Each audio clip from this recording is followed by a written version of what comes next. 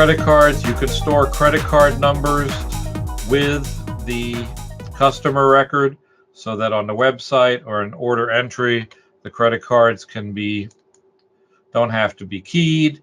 The credit card number is encrypted as a hexadecimal number using site-specific encryption. Frank? Yep. Do you know if that's PCI compliant, this whole system? PCI compliance is actually not software related. PCI compliance is system related. There's a document on our website called PCI compliance, and that talks about what you need to do to be PCI compliant. And encrypting the credit card number is one item. Not storing the CCV code is another item. But all the rest of the stuff for PCI compliance has to do with internal procedures for the company. How often you audit. One of the typical things that's on the PCI compliance is the people that write the software cannot have access to your system. I see. So there's a whole bunch of stuff, and it also covers what PCI audits you have to do based on how many transactions or volume you do, what you have to do in a self-audit. There are, I think, 2 levels of self-audit, and then there are third-party audits and stuff like that. So the actual... That's on the website? Say what? And that's on the website, this document? Yeah, it's under our application notes as under PCI. So the software part of the PCI compliance is taken care of in our system. The rest of it is all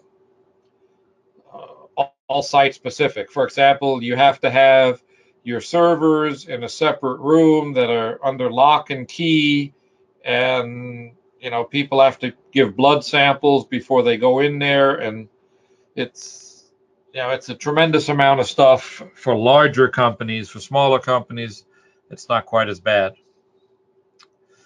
Okay, cross-reference item. Cross-reference item is a company-specific thing also. For example, you'll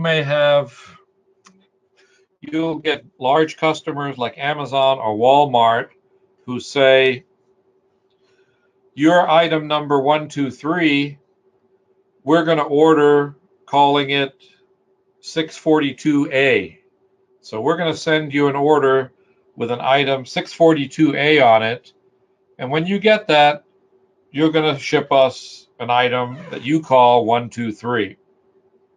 So the company cross-reference lets you set that up, where you can set up a record. For example, here, Company Bay Area Systems. This is our internal item number, description. This is the alternate item number. This is what the customer is going to send us. And then we can also have an alternate description, and you can have some defaults saying the customer wants this item shipped from that location, contract number, and such.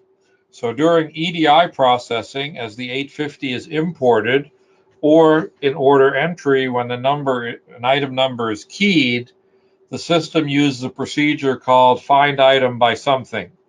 And what it does is it goes out and looks for the item number based on the number you entered. If you have that item number, it uses it.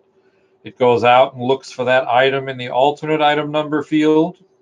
It goes out and looks for that number in the barcode field. And then it goes through the cross-reference file to check if they're global cross-reference numbers or if they're company-specific cross-reference numbers. A global cross-reference number would be used if you change an item number. So let's say you have item 123, but it used to be called item number ABC. And you have older customers that still order it by ABC.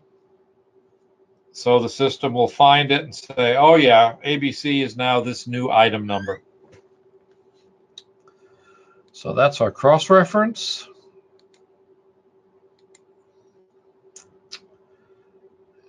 Special pricing we talked about. And we can talk about safety stock for a moment. Safety stock is a little interesting. It has to do with contractual negotiations, where you may have a contract with Bay Area Systems saying, for you, since you are special, we will always have at least 3 of these Appleton books on hand.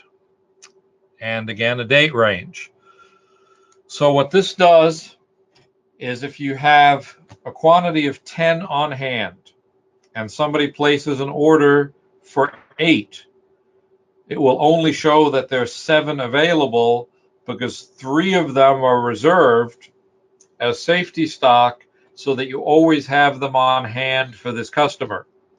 Now, if you only have 4 on hand and Bay Area System calls and says, I need 2 of them, the system is smart enough to say, oh, I have 4 on hand, my safety stock is 3, so I have 1 generally available, but I can use that one and I can use 1 out of the safety stock, so I'll accept that order for 2.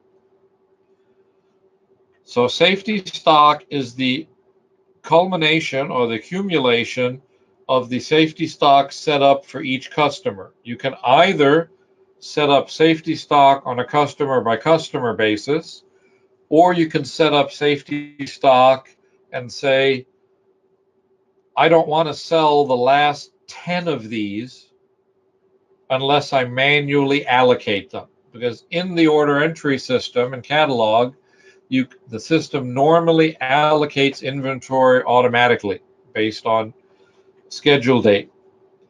However, you may say, these are in short supply, so when I get down to 10, I don't want to automatically allocate them because I want to keep them for my important customers.